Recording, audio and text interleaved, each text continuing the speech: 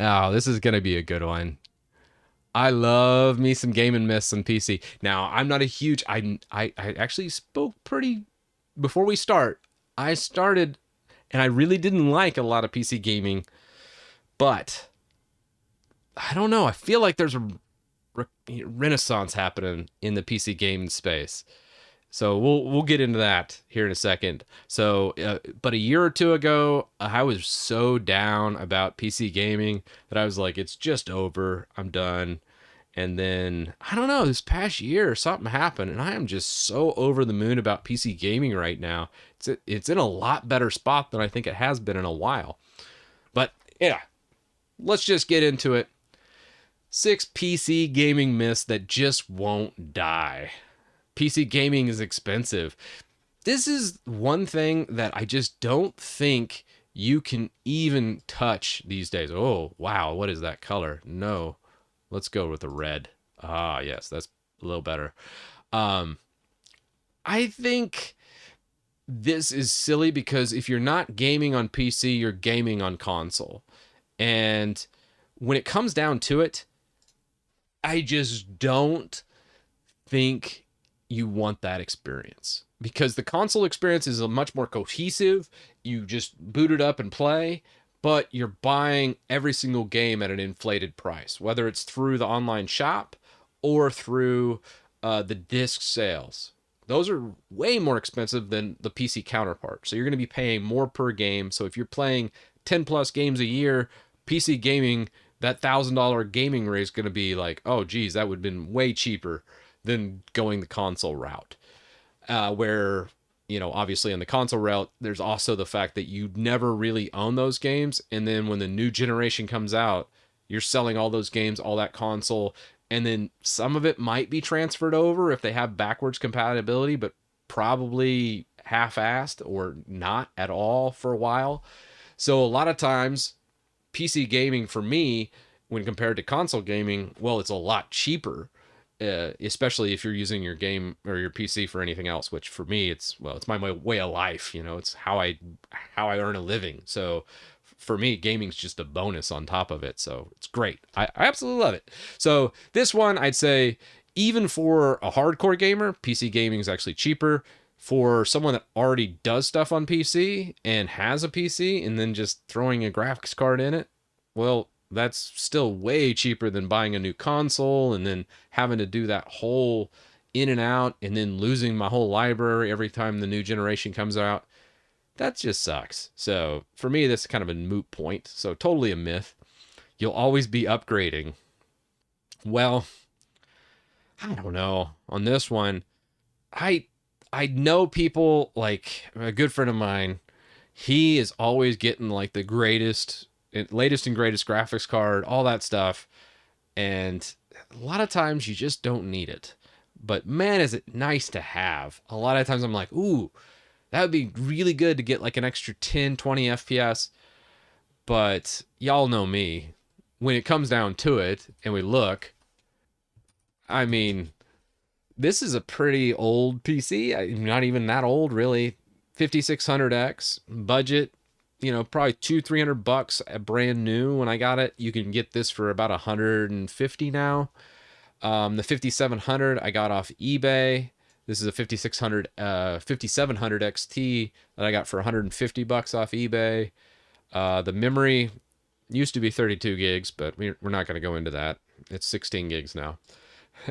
And it plays almost everything just fine at like a 1080p rate, which is what most consoles will do. It has pretty decent FPS at 1080p, and it's not that bad. So you can stick with an older hardware that's not really that expensive and get just as good as the console counterpart. But there's some people that always like to tinker and like always having the latest and greatest. So I would say for some people that's true. They always are updating because they just have zero self-control. Sometimes that's me, but very rarely these days because I'm not playing a whole bunch and I'm like, okay, I'm going to go for at least 3 or 4 years on this before upgrading or doing anything. And I could go a whole console cycle, I think. But also, like, you're never really replacing and throwing out the whole computer either when it comes to PC. because that system back there, I mean, I think my power supply is almost 10 years old at this point. So it's a bit of a Frankenstein where a lot of times I'm just like, that's fine. I'll reuse that cable. I'll reuse that NVMe drive. I'll reuse this on the new upgrade. So even the upgrade, it's not really all new components. I'm never throwing everything out and then just going everything new. That just, I can't even tell you the last time that happened. PC gamers are pirates. And not unless it's a Ubisoft game. That's the only one. I mean, and they deserve it. Let's be real here. Come on. Ubisoft games deserve to be pirated. I mean, you don't have to use their crappy Uplay launcher anymore. So, I'm just saying. I think this used to be a lot truer, a lot more true in the late 90s, early 2000s. But most times these days, it's just so much easier just to be like, I'll just wait for the Steam summer sale or the winter sale or the fall sale and then pick up a whole bunch of games that I'm never going to play, probably, maybe play for a little bit. And then they'll just sit in my library and then I'll have like 1,000 games that I'm going to tell myself I'm going to play when I'm unemployed, which will probably never happen. And they're just going to sit there. So I have way more games that I need to play, that I want to play, that I'm never going to play. The idea of me going out and pirating a game these days is close to null unless there's a benefit for pirating, such as removing de novo content. I can think of I bought the game, or actually I didn't buy the game. It came with a graphics card. I think it was Devil May Cry and Resident Evil. I think Devil May Cry had the de novo when on launch, and I remember I had to go pirate it, even though I owned the game, because it didn't have de novo in the pirated edition. And it worked better. It was like a 10 or 20% performance uplift because of the bad DRM. So DRM really doesn't stop any pirate. It's more of when they get really egregious with the DRM that you have to pirate the game. So that's the funny part about it, is they incentivize one thing with the DRM, but then something completely else happens because of the bad DRM. So anybody using de novo, pirate the game. It's just, you're going to have a better performance. Or if it's a Ubisoft game, let's just be frank. Uplay is absolutely abomination of a piece of software, and you probably should pirate everything from Ubisoft. But everything else on Steam or even Epic Games is not that bad. Those are fine. Or Blizzard games have a pretty good launcher too. Those are all good, and we usually typically just buy them and then play them. So that's my thoughts on it. Yeah, piracy's a little bit more of a thing, but I think back my favorite. I mean, is there a statute of limitations? I'm not incriminating myself here. I don't think I am, but this is such a good story about piracy, and I was probably the biggest pirate of them all. But this was back in like 2003, I want to say, 2002, 2003. So pretty sure statute of limitations would have expired by now. The original Xbox, you could install a chip inside of it because there was a lot of computer parts. It just required some minor soldering. And you could install a full-on computer hardware in there, the hard drive. I mean, this is awesome. And back in those days, there's Blockbuster Video. So some of the best gaming I ever did that was pirated was literally installing that modification in an original Xbox, an OG Xbox, putting that hard drive in, and then running the Blockbuster Video and renting all the games they had there, and then just sitting there and burning them all to that hard drive, and then returning them to Blockbuster. And then I think at the end, I had like 200 games or something stupid. It was a huge list of games. So anytime we come back from, going out drinking or whatever it is with my buddies, you get back to my place, you just throw up the Xbox and be like, all right, what game do we want to play? And just sit there and scroll through the list, hit it up, and then you could play everything. It was my fondest memory of pirating Xbox games. Oh my gosh, so good. That was the best console hack or / pirate of all time. Everything nowadays is kind of like, it's more hassle. Like, it's all about hassle. If it's more of a hassle, we're not going to pirate it. But if if we are, and it can be a lot more convenient, such as the de novo example or the Uplay examples, yeah, you might pirate that. PC gaming is too complicated. This, I don't think, is a myth for some. I have a buddy that he's a PC gamer still. I have reformed him as best as I can, but there's a lot of times where I'm like, he might be better. He might be a better console gamer because he does some silly things from time to time.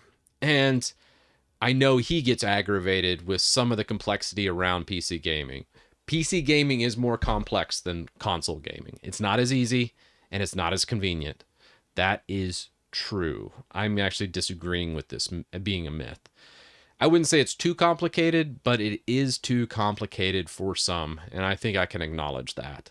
And some people will have a better experience on console. I hate saying it, but it's true in some instances. Now, the counter argument I have with that is the Steam Deck.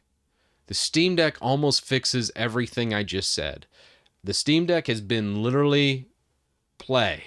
I mean, there's been a couple instances where some games that weren't supported and I tossed on there and required some hacking. But for the most part, everything's supported on the Steam Deck and it says, yes, it'll play. You just hit install, play, and it works. So that's PC gaming, and the Steam Deck fixes a lot of that. I'd love to see what they do with like Steam machines if they bring those back with a full on desktop. I think that would be pretty true. That would kind of get rid of the complexity component, and Steam would have like a complete monopoly of that. And I love my Steam Deck even years later now. I mean, I don't know how long it's been, but I think it's been over a year, and I still play it. I just was playing it last night. It's great having by the bed, and it works great. PC gaming only happens at a desk. Oh, well, I just debunked that. I played in the, like, literally the Steam Deck fixed that. It's great. You literally just play it like handheld in bed. It's awesome. So yeah, you don't even need that. And you could have the dock. I have a dock right here that I can plug it up to if you want to flop it everywhere. But you have unlimited possibilities, and you can play it anywhere. PC gaming's full of cheaters. Oh, well, I guess a little bit of a confession here is I mean, I kind of cheat from time to time. There's times where yeah, I mean, there's a lot more cheating on PC. I'm just gonna come out and say it. It is a true thing. There's less cheating probably on the console side of things, but it depends on the game and what you're doing and what you can screw is cheating. Am I loading up like aimbots and stuff like that and jumping in Call of Duty? No, unless I want to just troll somebody. But for the most part, I'm old and I'm not good at first person shooters anymore. So I might like even it out a little bit. A little aim assist, such as, well, let me give you an example of what can be kind of cheating. Not like full on cheating, but kind of cheating. Just give me like give me a little bit of an upper hand. Let's say I ran into like a shroud or something. There'd be a chance I might come out on top. You know, let's say you have some console controller aim assist that's built into a game, such as like Warzone, right? We've all been there. And if you're older, you don't have time to know the map and all that, and your eyesight's kind of not as good as it once was, and your reflexes definitely aren't. So the aim assist helps, but I'm old. I can't use a controller. I'm a keyboard mouse player. I grew up in the 90s, man. Quake and everything. So I'm ASWD, but wouldn't it be nice to have all that mouse and keyboard? So sometimes I might load up a piece of software that emulates a controller but uses the ASWD controls with the mouse, so I get aim assist with my keyboard and mouse setup. I know, hate me if you want. So it's a little bit of cheating. Yeah, but you could say the same thing about console gamers. There's people that probably do that with like I remember I think it was the Zim project, XIM, I think it was, a little device that you could use to emulate keyboard and mouse that changes it to a controller that an Xbox or a PlayStation will read. So that type of cheating would still exist on the console realm. But as far as like full-blown aimbots and stuff, that's probably PC exclusive. So that's my thoughts of these gaming myths. I would say most of them are definitely myths. It's just there's some shred of truth to some of these points.